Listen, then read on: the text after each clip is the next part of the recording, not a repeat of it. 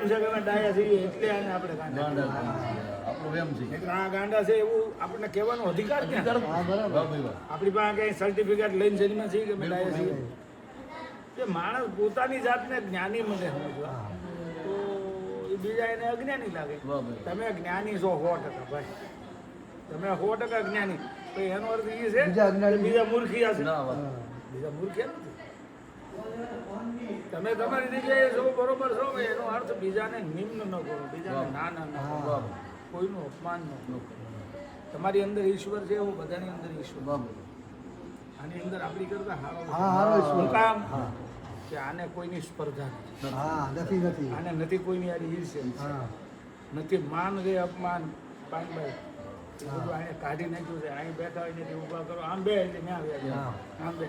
પછી સ્વાદ ઇન્દ્રિય ઉપર એને કાંઈ લેવાનું દેવાનું નથી. દાળ હારી થઈ જાય, કઢી હારી થઈ જાય, સારું છે.